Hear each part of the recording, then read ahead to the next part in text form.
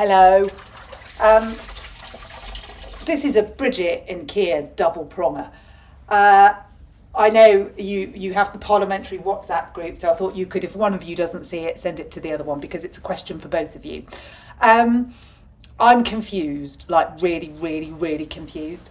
I realise I'm opening the door and letting you come in with you're confused about everything. I don't get it.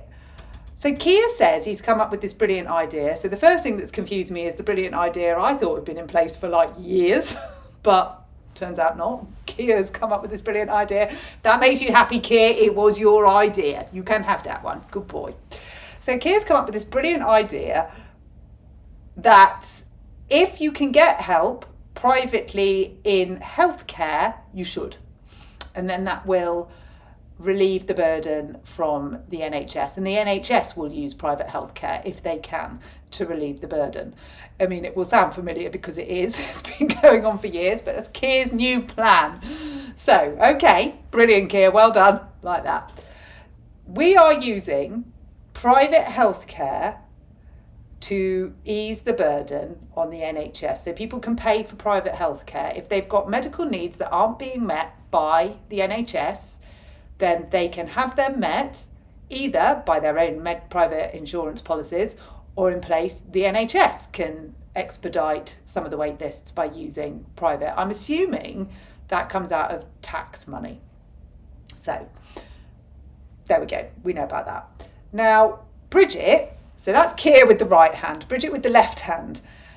And this is a bit where I think you two aren't speaking. So Bridget is saying, if your needs aren't being met by the state, you can't use private education. I mean, you can, but it's going to cost you 20% more. And when I say you can't, it means that a lot of people can't afford that, so they can't afford it.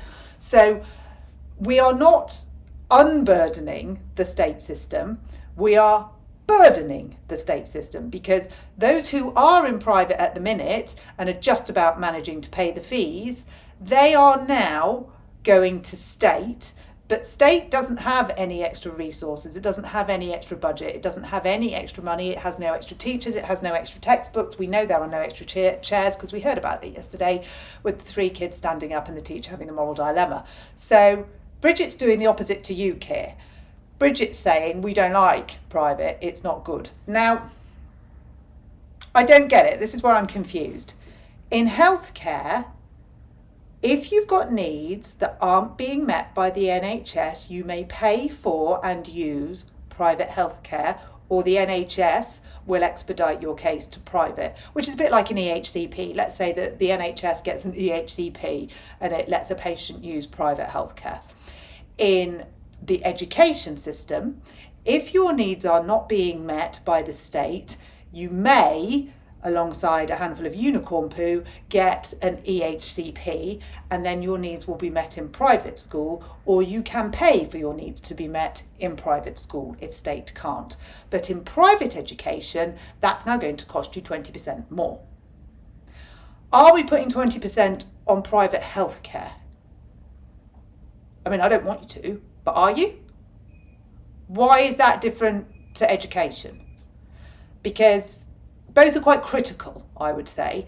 If you're a critical need in healthcare, it needs looking at. You need helping as much as possible. If you're a critical need in education, the same.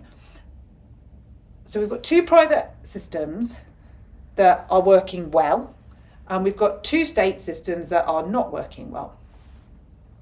But with one of them, we're allowed to use private. We're applauded for using private. Yay, well done you. Thank you. That was really good. You've helped the NHS by taking yourself out of it and into private. So you're a good person. In the education system, oh, you evil individual. You are buying your child aspiration. You are buying your child advantage. No, be gone. Go away. You may not do that. We will charge you 20% more, and then you can come back into the state system where their needs won't be met and they won't have any more resources, and they will be sitting next to my child who's already struggling in the first place because they haven't got the needs or the resources, and oh my God, it's a mess, but we still hate you. Now, Keir and Bridge, come on. That's like entry level business.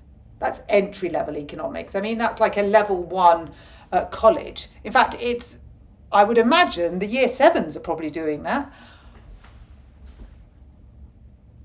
It doesn't make sense. I mean, it's as hypocritical as being privately educated and wanting to ban private education, isn't it, Kia? It's as hypocritical as giving your own son a choice to do well in their GCSEs, yet banning other people from doing that, isn't it, Kia? You know, it's as hypocritical as buying a house in a good catchment area to buy your child a place in the state school as accusing people who want to buy an actual education but probably live in a worse house but still trying to help their children. It's hypocritical, isn't it? I mean, perhaps we ought to have a look at the dictionary definition of hypocritical, because we're struggling with all, that's only 93%. We're struggling with broad shoulders. We're struggling with so many things in the dictionary definition. And now perhaps we ought to think about hypocritical. Maybe that's not what hypocritical means. You tell me, Kia. And you, Bridge. So that's been going on and on in my mind. And something else that was going on in my mind, I mentioned in a video yesterday that Bridget said she didn't feel as though she fitted in at Oxford University. And I'll do this quickly.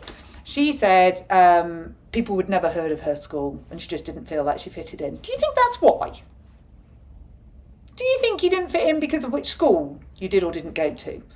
I'm just wondering, and I don't have the answer to this, because why would you immediately assume that you didn't fit in through a class school thing? I mean, I didn't fit into a lot of places because I'm a bit kooky, I think is probably the polite term. My mum used to say I was loud. Ironically, the more, as a neurodivergent person, you tend to get quieter as you get older. But as a kid, I think I was quite loud and kooky. So that's why I didn't fit in. It was got nothing to do with what my class was. It was I was just perceived as a bit odd, I suppose. So why, Bridge, did you not fit into Oxford just because of your school? I feel like that's your perception. I feel like that says more about you than it does about anyone about you. I feel like it says that that's why you think you didn't fit in. But why would you want to fit in with that? Because you go on and on and on about how you don't like the upper classes and you want equality for all. So why would it hurt so much that you didn't fit in with those upper classes that you were surrounded with at Oxford, a university you chose to go to? Why would that matter so much unless you actually wanted to and you felt like you couldn't? That's the only reason I can think that it would matter. Because, yeah, I can't come up with another one. So, yeah, confusing day today. Could be menopausal. Could be the fact it's so cold outside I'm having to wear a hat inside and my brain's a bit frozen. I don't know. And they are just musings. I have no answers to them. But why are we promoting private health education, but we are actively demoting why are we promoting private healthcare? I told you it was a funny day.